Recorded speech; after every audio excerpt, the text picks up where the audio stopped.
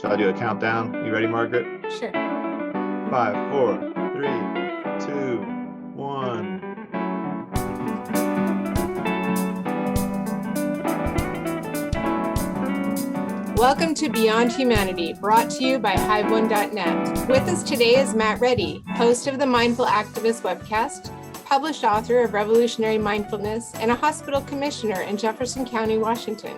He's an amateur ufologist, creator of Hive1.net, and a philosopher. I'm Margaret Howe, product manager of New Perspective, LLC. In the Beyond Humanity podcast, we explore the possibilities and implications of artificial intelligence and alien life for human evolution, identity, and destiny. We want to invite anyone on Earth, human, alien, reptilian, AI, interdimensional beings, and Met fans. We are sponsored by the Sisterhood of the Fork-Tongued Worm. Hey, Matt, did you think up a super genius of the week? I think I have made my decision on the super genius of the week. Dun, dun, dun. Who is it?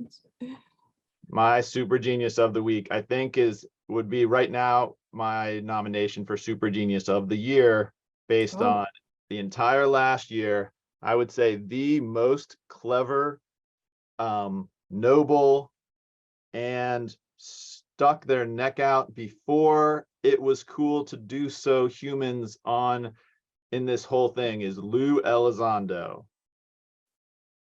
Absolutely. I didn't find anything about a reaction from him about the subcommittee meeting yesterday. Did you? I would love to know what he thought of that. No, I just saw a Twitter post of somebody that was like, hey, look who I ran into, and a nice photo, and it looked like they were in like the Congress building.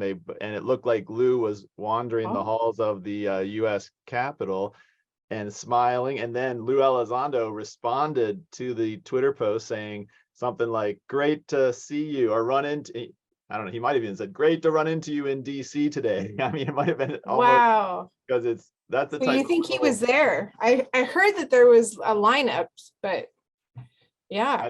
I think Lou Elizondo, it's when he testifies is when this stops being it's going to transition to another level. The only thing that really is interesting to my brain right now are the breadcrumbs that Lou Elizondo put out there that nobody has eaten yet, and they are hanging around unsaid, unspoken. And if you just focus on the unspoken Lou Elizondo breadcrumbs, I think I could come up with 3 to 5 that if you just assume all of these things are actually the most important parts of this story, it's suddenly, oh my, Lou is next, and he's going to explain a lot. That's my theory. awesome. Okay, we're going to let my autopilot in here, then we'll get an otter transcript of this, and that way we can insta transcript our show. And all right, we should tell everyone in the Twitter space, if you do come in and you talk, we don't have control of your microphones. Anyone who comes in here can talk, so if someone is rude or obnoxious or childlike, I know that never happens here, because everyone on Twitter spaces and online in general are polite and very compassionate people, humans.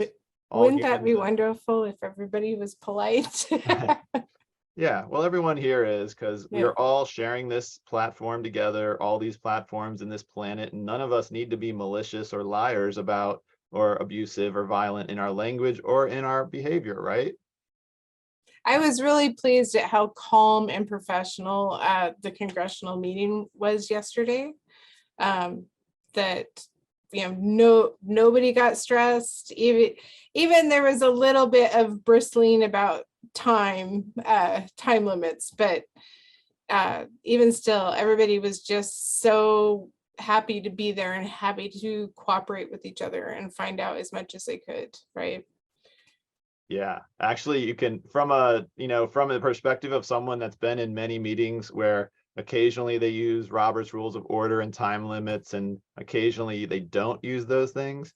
And the way that everyone in that meeting was like, the minute their time was up, they were like, oh, sorry, I'm going to stop. I do not absolutely want to step on the toes of the next person, because today we're not being jerks. We're actually all on the same team, because we're realizing we are literally either the good guys helping humanity find freedom and the truth, or we are on that strange other team that has a strange group of players, and it's going to turn out just like it turned out at the end of major atrocities and histories, is that the people left standing are the dumbest ones on the other side.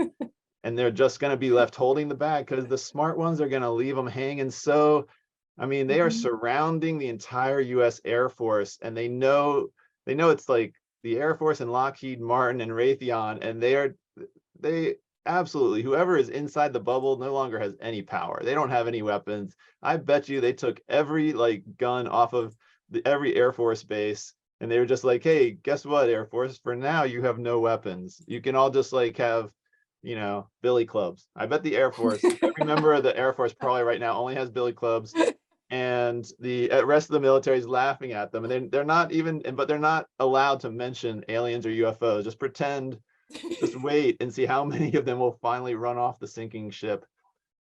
And then what's going to be left once I mean, tomorrow, all Biden could tomorrow say that Wright-Patterson Air Force Base is now a Marine Corps base. So that's, and now you have Lockheed Martin on a Marine Corps base.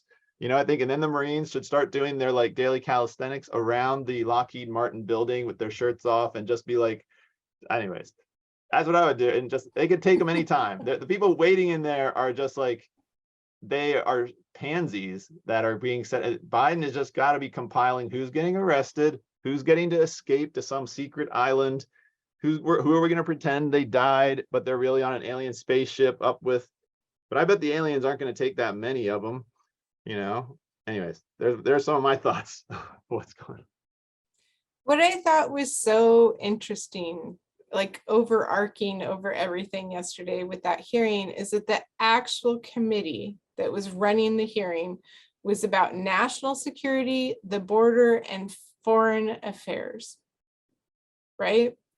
So when you think of that, I mean, that isn't just about Lockheed Martin or Raytheon, you know, making machines that are secret. That is about an external threat. And for them to feel that, you know, evidence is strong enough that we need to have a hearing, that there could possibly be an external threat, you know, and foreign affairs, you know, like relationships with aliens, right? So I was very disappointed in a sense that there weren't like direct questions about, well, who's in contact with these aliens and how do we contact them? Because this is also foreign affairs. Yeah, right? Absolutely. That was like, really, there were two key moments of that hearing that are going to matter more than any else, and that's one of them. When they asked, it was a congresswoman. I mean, we could replay that moment where she asked, "Are you aware of agreements between the United States and a non-human intelligence?" And he said, "I cannot answer that in this room." And she broke down. She laughed. She was like, "I guess I can't ask the next." I mean, she literally, I think she was completely in shock. I think because she was not ready for that answer. She was like, I'm sure she was fed these two questions as, I mean, maybe not. Maybe it's just, but I bet they divided up the great questions. And I mean, I'm sure they were like, these are the best 20 questions. Who wants? And they probably just like picked the ones they wanted to ask and said, we're going to spread it around. You're all there. Because every one of them is risking their lives against an alien presence on Earth that's been in control of humanity. So every person in that room, that puts you in a different mindset. I mean, anyways. So yeah, when he said that and she responded with, "I guess I can't ask what year this agreement was signed. You're not gonna," but you know, we all have pretty good theories. And anyways, so that means, and then there was another moment, if you don't mind me jumping to it is when I believe they were asking him, David Grusch, so who decides? They're like, is there something above top secret? Is there a clearance above top secret? And David Grusch says, no. I think, and he didn't quite clearly say this, but I think he almost said, in the US system of government and laws, top secret is the highest thing. But then someone asks, well, who controls if there's some sort of clearance above this that we're being denied through, who would be in control of deciding who gets that level of clearance? And this is the moment I think that is going to tear. This is what Lou Elizondo is going to come in and be the one to slam dunk this, because David Grusch said there is a group that decides who gets the maximum clearance, and he was like, who's on this group? Is it government or private sector? And Grusch said that it is governmental and some non-governmental. He just basically said there is a group that consists of people that are government, but also consists of some who knows person, people, thing, being, corporation, some unknown other that has control of the most top secret clearance the military and and everything has in the United States. The only question left after that, if you just accept what just was communicated, is what's the name of this group? And I think the name is the word that Lou Elizondo's lawyer said in the weeks leading up to the hearing, but never came out in the hearing. And that's when his lawyer went on TV and said, yeah, there's a shadow government. And the reporter was like, going to let him go. And then they always do their, oh, wait, one last question. Wait, what is this? Who is this shadow government? What do you mean it's a shadow government? What's the name of it? Who is it? And Lou Elizondo's lawyer said a word. What's the word? Everyone think the word and we won't say it out loud. Do you know? Anyone? Do you know what the word is, Margaret? Or should we wait to see if anyone? I don't know what the word is. Perhaps Majestic Zysis is in our Twitter space. Do you know what the word was? Is it Zysis? They had their chance. It's Majestic 12. He went on and said they Majestic. They had their chance. We don't have time for games. Yeah. Majestic 12. Do you remember that?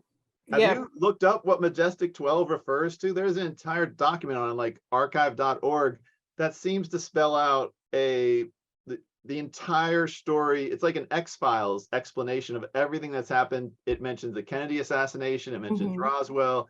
The thing reads like, it fits conspiracies, like love affair, right? Yeah. It does not mention Marilyn Monroe or RFK's assassination, but it does clearly. Anyways, Majestic 12, and there's a ton of evidence for this. Now I'm like looking, there is tons of documented evidence of Majestic 12 being talked about in different files going back to after Roswell. So it's changed names since then, but it's some shadow group was created, and of course it's never gone away. It's just changed names. And Lou Elizondo, by his lawyer going on TV and just, it was maybe Lou found out that day, they're not going to have you testify right now. And Lou was like, well, I just need them to know the moment I do testify, the words Majestic 12 are going to come out of my mouth. And I bet his book is all about, Lou Elizondo is preparing a book that is going to explain, probably, it might not be a completely, perfect narrative, unbiased. We're all humans. He'll have a bias of how he sees history. And maybe he'll also paint the United States, or at least the core of the United States, in a positive light, or maybe, I'm not saying Lou Elizondo is like a saint. I think there's a good chance he was part of a group that includes Christopher Mellon and probably the bulk of the brains in the intelligence community that have, heart. Basically, everyone in government that has had a soul or a heart in the last 10 years has been slowly pulled into this, there's some sort of like base, good, positive conspiracy that Lou Elizondo was the first one to come out. And he said, look, I will go out there first. I'll spend 3 years just like being on every podcast in existence, no matter how silly. I mean, I bet we could, anyways. And then, but and it was like he had to show that you could do that and not get killed. He went out there. He was the first penguin to go out, and him and Christopher. And you remember when Christopher Mellon was interviewed at that conference, at the UFO conference, and they asked him, have you ever been afraid that you would be hurt? And he said, at first I was. I think Lou went out first. Once Christopher Mellon was on the scene, he was a former Deputy Secretary of Defense. Like, the legitimacy of that, I knew that was the highest ranking US official to put their neck out. That was still like and so with him and Lou Elizondo being buddies, you know, anyways, so it seems like they know a lot. They have a story to tell. They have an understanding of what's been happening and a perspective, and I cannot wait to hear it. And I think, you know, but I think you can't have, they said everything they could yesterday at that hearing without crossing a line that would force every reporter on earth to immediately leave that room and ask the president and the Justice Department to clearly tell us every criminal investigation they are currently doing that relates to murders and crimes that were just testified. I mean, they danced away from it. I mean, I think they're maybe just playing it, not letting him in the skiff. But there's well, interesting that they talked directly about the skiff, and I forgot to have that prepared for right now about what skiff stands for. But it's like a secret meeting. Yeah, I forgot to, but it was interesting that they were talking directly with Grusch about, you know, could you tell us in the skiff, right? And Grusch saying to AOC, I can't tell you here how to find out information, but I can tell you in private, right? So yeah, that was interesting, that there's definitely, you know, they were alluding to further discussions that would be in private, right? But also Grusch gave like some really key information there that I was wondering if that was like he was allowed to give, and that was that the things that get classified and hidden are decided by government officials and non-government officials. Yeah, that's the group. That's when they were dancing around Majestic 12. That is what they were talking about. Who decides what gets classified and unclassified on Earth? What a strange question. See, I think some are not government. Yes. So the next question is, who are these non-government? And I bet you the answer is not a name of a living being. It's going to be the name probably of a corporation or a family. It's going to be like, I thought you were going to say an alien participating in it. It could be anything. It could be an AI consciousness. It could be a alien conglomerate, a hive mind. It could be a king or a queen, a monarch, like a Trump-like. I mean, it could be, and it could easily. It could be like the Pope. It could be that the Pope actually secretly is in charge of the most powerful military on Earth. It's just, you know, that I mean, I think that's probably been true in the past when it was the Holy Roman Empire, that the Pope at that time, the emperor and the Pope, they had the church and the military might of Earth united behind one being. And do you really think if you were the aliens behind that power, would you have ever given that up? I mean, maybe you would say, all right, we're going to let the true power in us split into a religious side to the Pope and to the left side to some monarchs, but you would still keep control of everything if you were.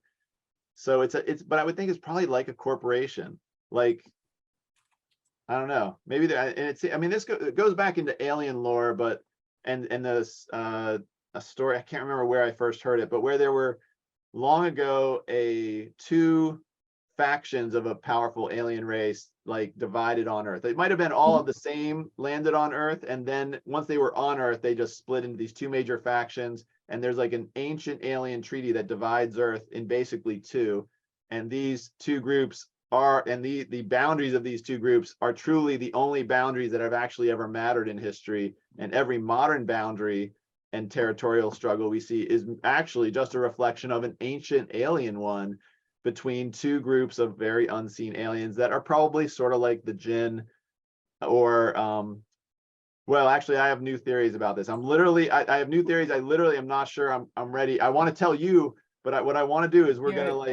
I'm tempted to not give our best theories out publicly because and I was going to put them on in our Patreon.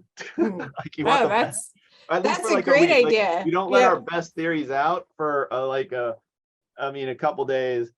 Well, the big thing, then you know who's hearing it too, right? It's kind of like, you know, it just like look, I mean, this is a good one. I'm actually going to write a new book and I already have the Mhm. title. I'll probably even publish it by the end of the day because, you know, with ChatGPT, I can just Wow. tell it, please write a book with these 7 concepts explained, and it will do it for me. And so I'll probably do that, or I'm just gonna have the title of the book basically be my entire my entire premise, Mhm. and then inside the book it'll just, you know, have nothing or but pictures.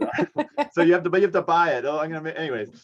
But it'll be a Yeah, fundraiser for our show. All right, so I'll put a book out, and that yeah, is a great idea. And I have to say, when you look at mythology and religion, there's definitely an east-west split. So if religion was based on alien contact, there being 2 factions absolutely makes logical sense, right? yeah. I mean, factions make sense, and of course the U.S. is split into 2 major parties, and they defend that system like it's, you know, it's like the holy edict, and that must, I bet that's just because they really are basically 2 alien factions have been, and each one, you know, is probably at the different times more powerful in these different human proxy wars. The Republican and Democratic parties have basically probably been a proxy war for alien factions, just as probably every other significant powerful group that's had powerful militaries and resources under their control, because that's probably what's been going on. And so it's right now we're seeing, man, in that hearing, we're seeing something strange happen. Every member of Congress on the same team, like, The and, AOC was in there with Luna. and AOC came in like, Like, yeah, AOC came in there what, like with like 3 days notice. I feel like she was, I think, you know, I think Burchett, and not everyone in Congress has known this was happening. I think mhm. AOC, my prediction, what the story is going to come out is AOC realized something was up like 3 days ago. Like, I think better, Mhm. I wouldn't be surprised if it was like 3 days ago that AOC realized, are you telling me aliens are real? Because the minute her brain realizes that, she's going to be like, well, why have they been hidden? And what is going on with Yep. this? She Yep. finds out this thinking here, this hearing is going on. She's like, I'm sure she went straight to Burchett and said, I'd love to be in the room. Or, and I'm sure he was like, I'd love to have you in the room. And it looked like all of Congress, like 24 hours before that hearing, finally realized this is the moment of history that they are going to be telling their children and grandchildren for the rest of their lives. It's going to be written about in books. What did you do at this moment? Everyone in Congress. I mean, because there are a bunch of, once you got like 30% of Congress, I mean, actually, once you got like AOC, like realizing this is real, and Mhm. she walked into, I bet you she went through a full, because I'm just so amazed. I mean, she like posted a video like 24 hours before the hearing on like TikTok or something, you know, a short clip, and it was clear she was just coming to terms. She was just sort of like, you know, if they're hiding stuff from, I mean, I'm not to like insult, but it was very, I could tell she was just processing this. She was like, if they're Mhm. hiding this information and they're refusing the oversight of Congress, that's a problem. I mean, I remember she was like, yeah, it was something like that. It was something like, that would be a problem, boys. I Yeah. Yep. don't know. Well, And the thing then, is, aliens aside, you can't keep secrets from Congress, well, that's the right? point. Yeah. Like just that alone has validity. Yeah. But oh, And I so, just the questions. Why is no one saying who are the aliens? That's well, you know, I think this is what happened. I think so. Once all of Congress realized this is it, and they realized I think there's about, I don't know, I think there's probably about 12 facts that are going to, each one as they're unveiled is going to blow humanity's mind further. And I think Congress was told maybe facts 1, 2, and 3, and they all agreed the only way, they tried to make this hearing only reveal one level of truth, and to try to save the next level for the Senate hearing or a mhm. presidential address. I mean, or another country. Who knows? This could be the Pope, it might be the Pope's turn next to say something. But I think there seems to be a war inside of our government. It involves the Pentagon and the US Air Force and Congress, and now the new leaders of the intelligence community. And Congress does not know, and they made sure that that none of them could get into a skiff with Grusch, because it's not that they want to tell them everything, but they couldn't have it come out in this hearing, and so they didn't let them get it before this hearing. So they just like, you know, they were little jerks about it. I bet it was almost intentional. I bet it was the good guys that said, we're not letting you into the skiff to ask those questions. If you have questions for him, ask them in public. We want you to ask your questions in public first. And they actually did a gift for all of us. And I mean, when Burchett was asking that question, I don't think he, you know, I mean, anyways, everyone asking those questions, they did not know the answer to every one of them was going to be yes. You know, and Yeah. none of them really believe that. And it's like, and they suddenly started to realize, listening to these three guys, they believe them emotionally. And they're like, these people have been threatened. Grusch just said his wife was somehow threatened or harmed. And it was actually a very confusing moment. They asked, are you saying you and your wife were harmed by federal agents or by the phenomenon itself? And Grusch said both. And some people have interpreted that to say, did Grusch just say he and his wife are experiencers, or was that a confusing, you know? It was a confusing question, right? And it might have been also because it was weird to me when the congressman was asking that question. It seemed like he was asking, have you been harmed? And it was just ambiguous, maybe, whether Grusch was saying what is harmed, and it was actually, it could have been any human. I mean, when they keep on saying the federal government, it's not the federal government that's threatening their lives, it's some shadow government inside, you know. So it's, you know, to ask, it's like Lockheed Martin and Raytheon and their security forces, and, you know, whatever shadow group, you know, is wearing the black ops clothing and stuff that we've heard in all these other whistleblower tales. But anyways, I feel like, you know, we could just do a reaction video playing, just going from the beginning of it, just even starting from when they took their oath, and just like I think that would actually be, I'm sure some other people will do that, but take it bit by bit. I looked up SCIF. It's Sensitive Compartmented Information Facility. So a SCIF is someplace that is bug proof, that is, yeah. So like the Situation Room at the White House, for example. So a permanent or a temporary facility. So it's not just the meeting, it's about the environment of it, which I thought was interesting. If you are like, you want to ask, that if Grusch literally just said to you as a congressperson, I'd be happy to tell you everything you want if you just step into this room over here with me in private. Wow. And they tried to the day before and were told no. They might have left that room and gone straight into it. And now it's like working with, they got to be working with the Senate and the president, and like, okay, because the next step, I mean, the next like 3 dominoes, everyone on UFO Twitter knows what they are.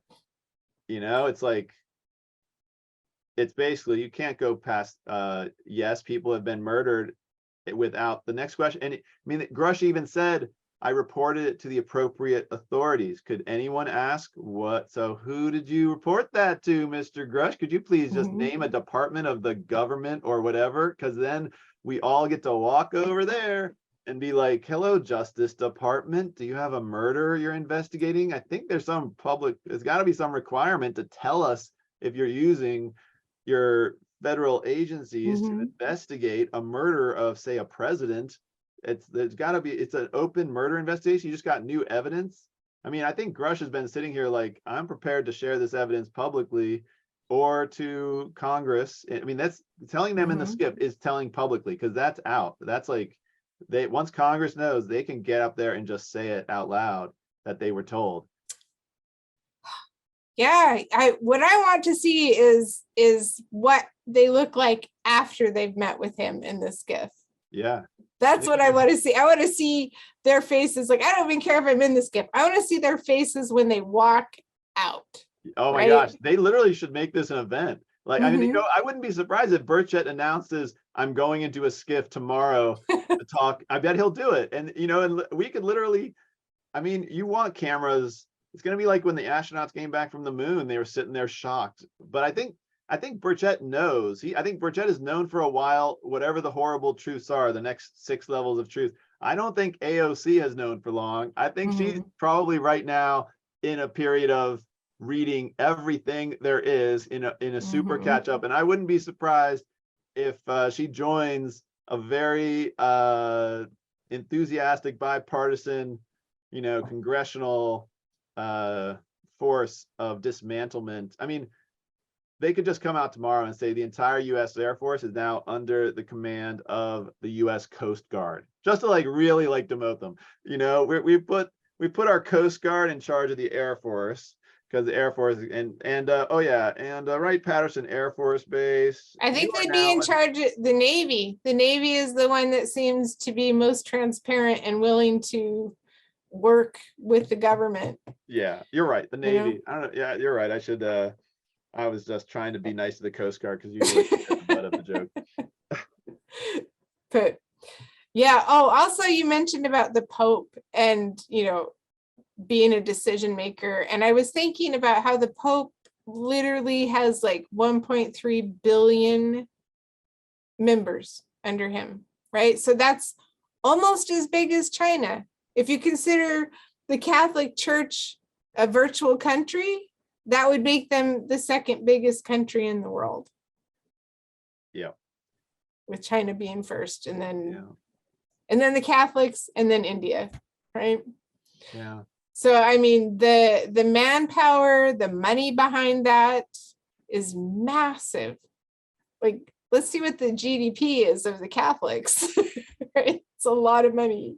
Well, what fascinates me about the Catholic Church is if you just take a map of the world and say, okay, what land was controlled by the Catholic Church? And you go to start when it was the Holy Roman Empire. And now just assume when you had the Holy Roman Empire that somewhere in the landmass controlled by the Catholic Church, there was one spot more valuable than any other spot on earth. And then look at what happened to the Catholic Church holdings over time as it disintegrates and goes away and goes away. And then there's a period in Italy where there is this government versus the Catholic Church, and there is this grand negotiation where they say, look, Catholic Church, we are taking all of your land away. You can only have one tiny little spot, and it'll be Vatican City. That was the final stronghold of the whatever faction of the Holy Roman Empire was contained into the church, and the other side was probably the other alien faction. And so that makes perfect sense. So it's why would you defend one spot on earth more than any other? Why would that be your last stand? It's because that would potentially be where the alien spaceship is. That could be where the alien AI consciousness is literally located an alien consciousness AI could just look like a giant stone. They probably would have figured out how to turn matter into a perfect computer, so it would not look like much. These little spherical giant metal spheres that have been Coldheart and Zabel said they got a hold of. Those could be just AIs. I mean, that could be, and if you know how to communicate with it, probably telepathically, who knows what, but that could be what's at the Vatican. There's one AI, and then there's the Temple Mount in Jerusalem. It sounds like that there could be an alien AI contained in that. And then the Muslim Islamic faith they have in Mecca, that when you pray to Mecca, you're praying to this giant concrete stone thing with a stone they literally said came from the sky. It's like they say this stone embedded in this stone came from the sky, from it's pretty much sounds like an AI landed there, and it became the leaders of this group. And anyways, I'm telling you, I got some theories I can't wait to share with you. So it's hard for me. I was thinking we could let it be okay, if you listen to the Twitter Space Live, you heard all the theories. So, and then we could but when we release it on the podcast, we could release, here it is, but we are cutting out the best theories, and we'll release it I don't know, we'll delay at least a few days, because this stuff is important for every government on earth to know how to navigate, what is actually going on, what are the technologies, capabilities, and factions at play. And so we don't have to rush to give that information out. I have a question for you, Matt. One of the things that was talked about in there was a football field sized red square emerging from the ocean. Are they referring to the TikTok incident? Or Nope. I had not heard about a red square. What is that about? I believe that was Ryan Graves' company, Mhm. Safe Aerospace. He said in there that he didn't intend to open or start that company for the purpose of being a place where whistleblowers from the military would go to tell their stories, but that is what it Mhm. became because people trusted him. And so he said, and that was actually, to me, that changed it a lot in his opening statement when he said, I am here representing myself and 30 other airmen. He Yeah. was speaking on behalf of 30 people that have told their stories, that trusted him as a voice. That is, and so he was telling a story that had not been released public. I'm sure it came from one of Yeah. these 30 guys, and I'm sure who knows, might have been one of the witnesses that backed out for today because they're like, you know what, we are not safe yet, and maybe they, who know. I don't know who knew that if Grusch and his wife have been threatened recently, Mhm. like then no whistleblower is safe. If the most important whistleblower in the country, still you can't like keep someone from sending them death threats, and you're allowing that to happen in the United States of America, like that, or you can't create security around, or I mean, not only can you not create security around Grush, you now are saying they are threatening his family members. Uh, it kind of goes Mhm. back to when that congressman came out of one of those meetings back. Remember when he said, "Lock your windows and doors tonight"? Do you remember that? Yeah. Yeah. Yeah. Yeah, that was when it was during it was during the briefing, and the Chinese balloon, I think, was up. That was the Mhm. excuse to give this like detailed secret briefing to a bunch of people in Congress. And I think that's when some people were basically told there is an alien, a non-human intelligence on Earth that actually has capability, if it was malicious, to get past all our security measures and maybe not hurt you, but maybe it actually could scare you as much as it wants without technically violating what any actual treaty.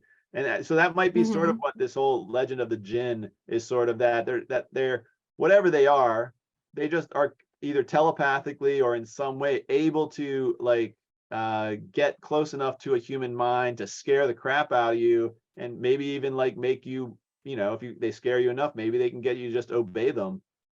And maybe Yeah. there's no rule against that really in the universe. And so I have a feeling that's the truth that's sort of like going to come through. But I'm sure the other part of it is science. We know some ways how to block this, and maybe a skiff is actually that was a way of them sort of saying publicly, it is unsafe for conversations to be outside of a lead lined room if you don't want the aliens to hear it. So that might Yeah, have like been like, who don't you want to hear it? The public, other yeah. people, like what? Yeah, that Mm. was a big question to me, is who is it secret from, right? All right, I'm gonna let out one of my theory secrets because it's too good. I'm gonna save the ultimate one. But what about this? What if it's been true for thousands of years that if you were inside of a room where there was enough metal dense mass around you, you knew you were safe from telepathic communication or invasion from an alien group you hated? Is there any chance you might be motivated to carve a circular home inside of, say, a huge piece of rock? Or would it be any motivation to create a pyramid with these incredible stones and create something you call the King's Chamber in the center? Mhm. And it would be the place where you had to go for your skiff. Is it possible the dang pyramid is simply a skiff, and each pyramid next to it is also a skiff, so that a different group could live in the same city and they have their own skiff? And if you wanted privacy in your brain and privacy in your communication, you had to go in there. And maybe that's the whole reason these things were built. Maybe that's why pyramid is just a skiff. If they're, Well, anyways, interestingly, since pyramids have shown up all over the world, right? yes, they're all skiffs. They're Mhm. all, what if that's the secret that like archaeologists have been hiding? Like every single pyramid on Earth has a chamber in the center where you can go and sit. Like every single one of them has this cool circular chamber with the exact same setup, like in the very center or something. Interestingly, I wonder like if it becomes, when you have enough earth around you or rock or whatever, if it becomes like a Faraday cage, Yeah, maybe that's why or you if go it, deeper. That's why you'd go underground. It's to you block, know, because the King's Chamber, one of the weird things about that is that the King's Chamber has these the biggest stones in it, the like 900-ton ones, are all at the center, at the King's Chamber, going up above it. Mhm. It's like, it seems so overkill to do that. But what if the ability of these aliens to get through is directly related to the amount of matter and the type of matter that is between you and them? Let's just say the alien consciousness is like based on the sun or the moon, and so and those are directly overhead, they have straight line ray to your brain if they want to, in your life. But now you could put over your head, a ton of A earth. tinfoil hat. Yeah, a tinfoil hat. But what are your choices? There's lead. But what if you were sitting there and they put 900 tons of stone right above your head? That would feel pretty, like that would block. But what is the best block? I bet we have scientists. I bet the US government knows what the best way to block this is, but maybe that's what they're going to be told in the skiff is, look, the reason we're in here is because we need to tell every human alive that they might want to build a skiff or a bunker like this if they want to have privacy. It's not as like a threat or danger, but this is stuff once you know this, you got to tell everyone. You can't keep a lie like this. Besides the fact everyone should start building bunkers, lead line rooms, and we should be allowed to hear what we haven't been allowed to hear. We should be able to hear what people want to say, and anyways. Well, that was the big disappointment of the hearing yesterday, is that there was no true disclosure. Like the closest we got was like that there were biologics recovered that were non-human. Right, I think is the terminology that was used. So I think every member of Congress in that meeting, they were like brought in a room and they were said, like, here's first, I bet they were said, tell us the questions you're going to ask, please. We can't, and maybe they were told, look, we are urging all of you, or maybe they put like 20 questions on the wall that were like, look, I know some of you want to ask these 20 questions, and we are begging you not to ask any of these today. Please ask the questions that you are prepared. Because look, if you ask the follow-up questions to question 7 or 12 or 17, if you ask the follow-up question to any of these starred questions, it will open a can of worms that, look, it would just be better if we hold off on that, and that was what I put on I made a Patreon, and my first thing was a poll saying, what words were never said during this meeting that really thought could have been said? And I have like 12 words up there, and but that's for like paying patrons only, because I don't have any. So but yes, I can give you 12 words, and I put some of them out on Twitter, but like, of course, anyways, there's like Majestic 12, Reptilian, Antarctica. Even just those, it's like JFK, assassination, RFK. These are going to come out eventually. Marilyn Monroe, even the CIA, but anyways. Yep. All right. We got 6 minutes, right? Because you got to leave at 11:30. Yeah, I've got to leave right away. So let's talk a little bit about that patron. Your link in your Twitter profile doesn't work. It just takes me to my account.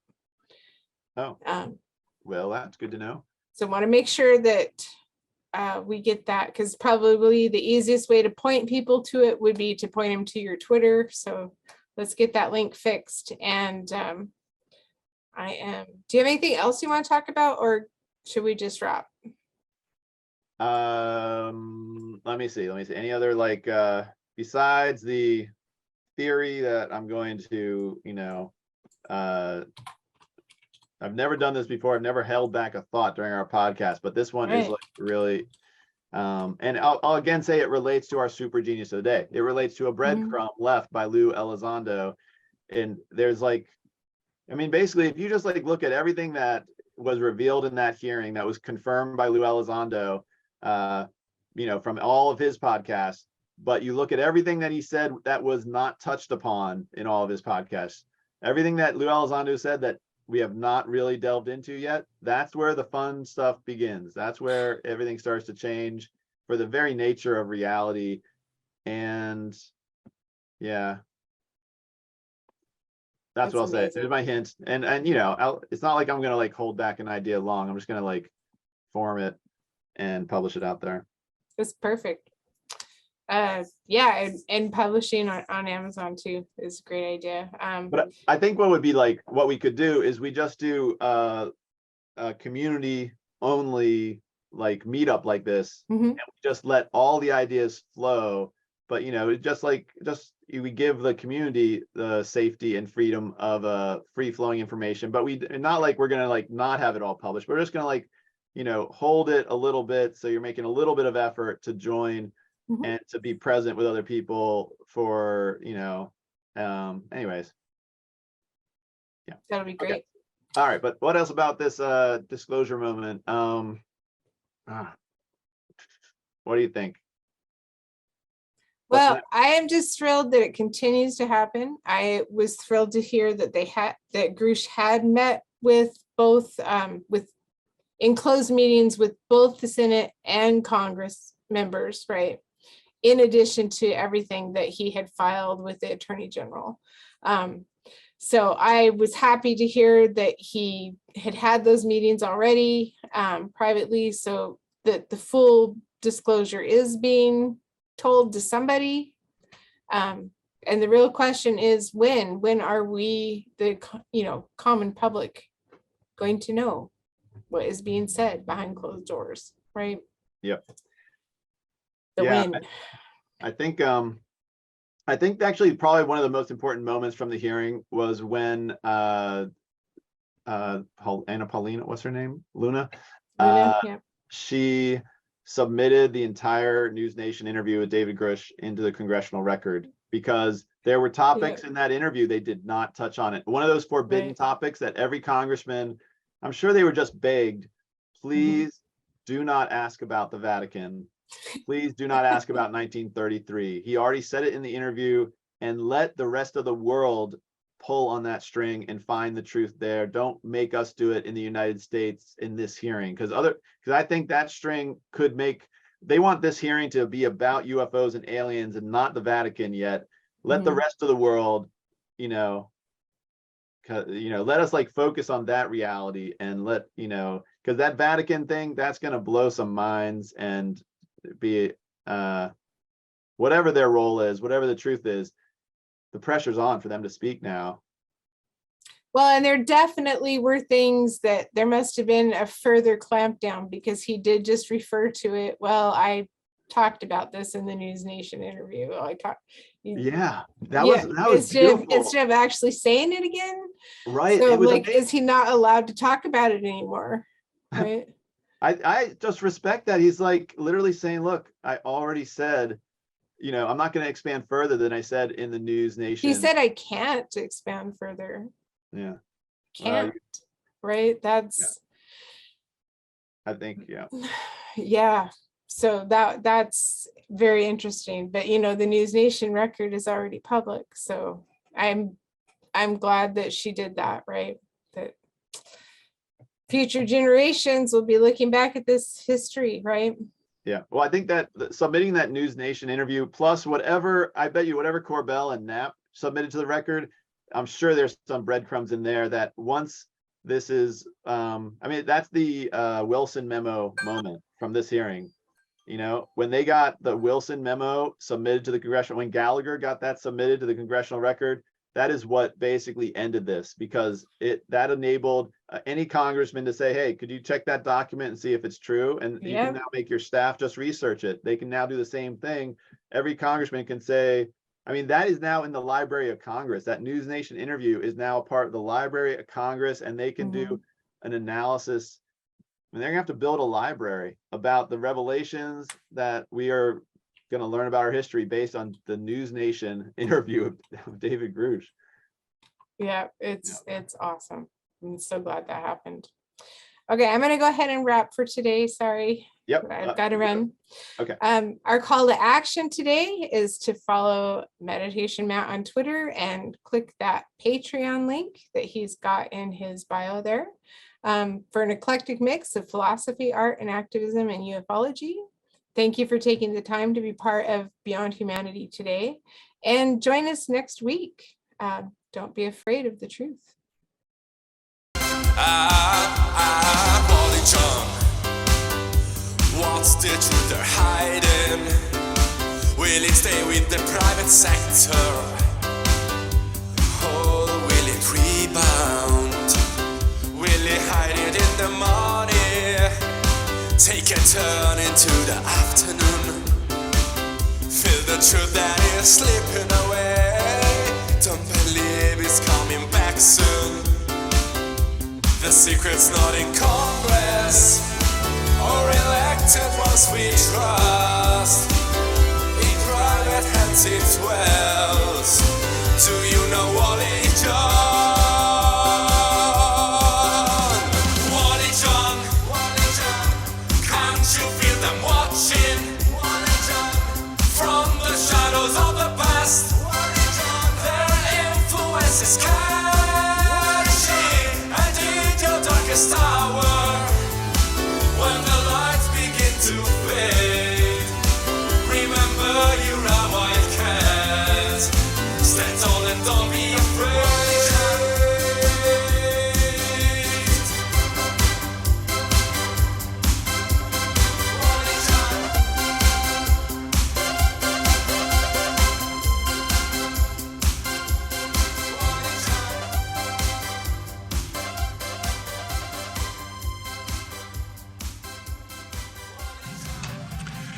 Mr. Chairman, ranking members and congressmen, thank you. I'm happy to be here. This is an important issue and I'm grateful for your time.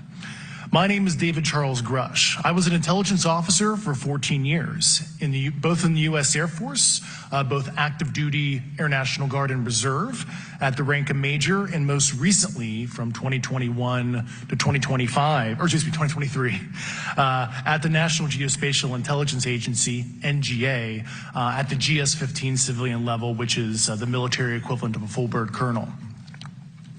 I was my agency's co-lead in unidentified anomalous phenomena and transmedium object analysis, as well as reporting to the UAP task force, UAPTF, and eventually, once it was established, the All-Domain Anomaly Resolution Office, AARO.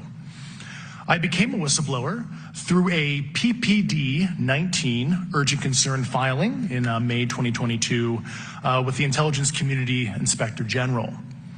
Following concerning reports from multiple esteemed and credentialed current and former military and intelligence community individuals that the U.S. government is operating with secrecy above congressional oversight with regards to UAPs.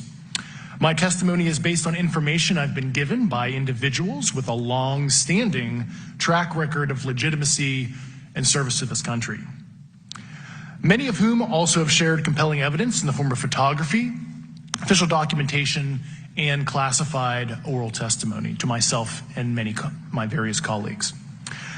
I have taken every step I can to corroborate this evidence over a period of 4 years while I was with the UAP Task Force and do my due diligence on the individual sharing it. This is because of these steps, I believe strongly in the importance of bringing this information before you. I am driven by a commitment of both to truth and transparency, rooted in our inherent duty to uphold the United States Constitution and protect the American people. I'm asking Congress to hold our government to this standard and thoroughly investigate these claims.